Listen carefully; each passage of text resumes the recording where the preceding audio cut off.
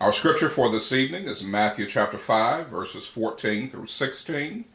Matthew chapter 5, verses 14 through 16. There are some times when things happen, or something makes the news, that you have a keen awareness and memory of that event. For me, I remember in 2011, on this day, hearing in the news about the passing of Amy Winehouse.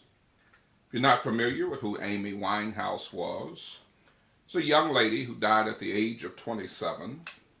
She was an English singer who had achieved a tremendous level of success. She had a rare voice, a contralto voice as they called it, and as a result she mixed jazz and soul and R&B and blues. She was compared to the likes of Sarah Vaughan, Dinah Washington, and Billie Holiday. She was such a great singer that Tony Bennett had been given a suggestion about who to do a duet with. And he thought about many people he could have considered and was just not impressed with the lack of real talent and real vocal ability.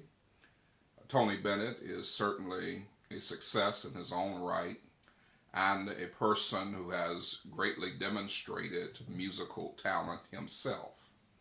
When presented with the idea of singing a duet with Amy Winehouse, he felt absolutely honored. Now, given the fact that Tony Bennett was probably 2-3 times the age of Amy Winehouse and had a career that existed longer than she had been in the world, it says a lot about her that he felt honored to do a duet with her. Unfortunately, Amy Winehouse died from alcohol intoxication and poisoning.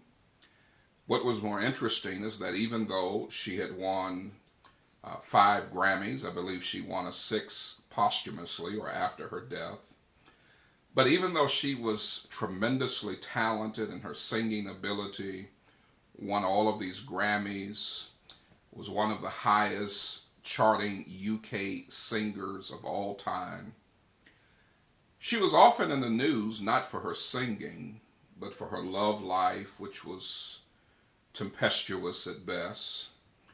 She had a lot of erratic behavior, substance abuse issues, and one of her biggest songs, ironically, is called Rehab, in which she laments the idea of going to rehab. And there's a line in it where she says in her Amy Winehouse unique voice, "No, no, no." How unfortunate that a person with such a light, with such a gift, with such an ability, that light was overshadowed by her personal lifestyle and her death at 27 years of age. While we shake our heads and recognize the sadness of a life gone too soon, it begs the question of us, how often are we perhaps guilty of allowing other things to overshadow our light? For her, it was her lifestyle and her choices. But you may not be a singer who is compared to a Sarah Vaughan and Dinah Washington or Billie Holiday, but rest assured that God has given you a gift just as he has gifted everyone. All of us have something to offer. That's what makes us unique, and it's also what makes us need one another. The fact that God has gifted us in a variety of ways. When we come together, we're like a rainbow. We just add color to life and bring beauty to those in which we share our gift. But there are some times in which our personal habits or hang-ups can unfortunately overshadow the light that God has put in us. In Matthew chapter 5, verse 14, the Bible teaches that you are the light of the world. A city that is set on a hill cannot be hid. Neither do men light a candle and put it under a bushel, but on a candlestick, and it giveth light unto all that are in the house. Let your light so shine before men that they may see your good works and glorify your Father which is in heaven. Why is it that sometimes people are not able to shine? If God has given you a light, or at least allows us to reflect the light of his Son Jesus, why is it that we do not allow our light to shine? Well, it could be, number one, that sometimes we put a shade over our light. And that is, we can have ways about us, a way of talking, a way of carrying ourselves, a way of acting that overshadows the glow that we could otherwise have. Have you ever met people who have such a beautiful talent, but then they have such an ugly spirit? Have you ever met someone who can speak so well, but then have such a way of speaking maybe not so well in how they deal with people? Have you met someone who has a gift, and unfortunately you can't appreciate that gift because they go out of their way trying to make you see the gift, that you don't have the opportunity to applaud them, to naturally receive it and respond favorably, because they're too hung up on making sure that you honor them and praise them and magnify them?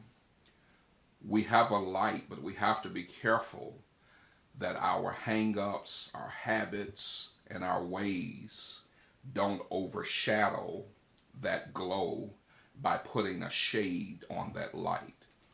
You have a light, just let it shine and let it do its own thing. Not only do we miss shining our light when we have that shade of sin and hang-ups and habits that shade it, but sometimes our light doesn't shine because it's dim. A dim light can happen for a few reasons. It could happen because of slothfulness.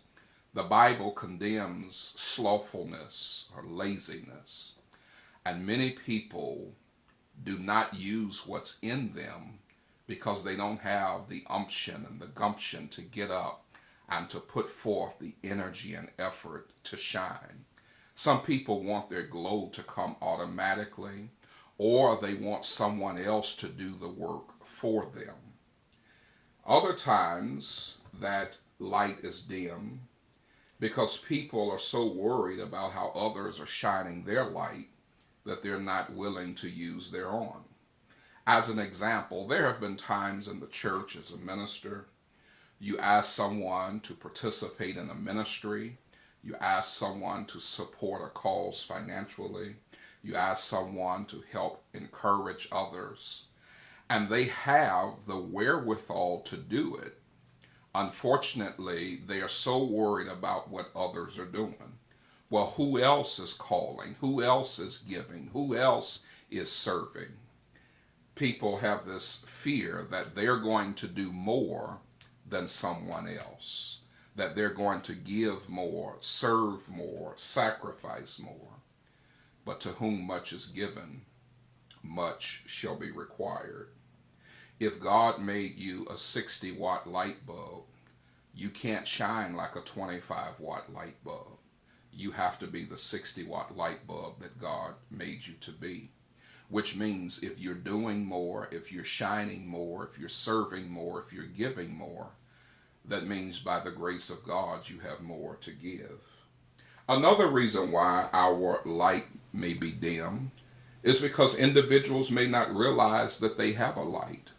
So many times you meet people who have been beat up in life, have not been properly nurtured perhaps in their upbringing and from their childhood, or they've been beat up by relationships, beat up by sickness, beat up by circumstances that may or may not be in their control, under their control.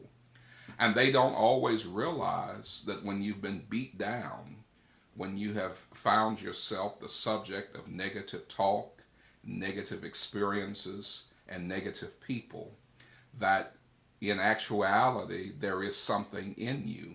Sometimes it's just something that has yet to be discovered. While you pray to God for health and wealth, ask God to help you to see the light that is in you. I promise you, you have a light that can shine.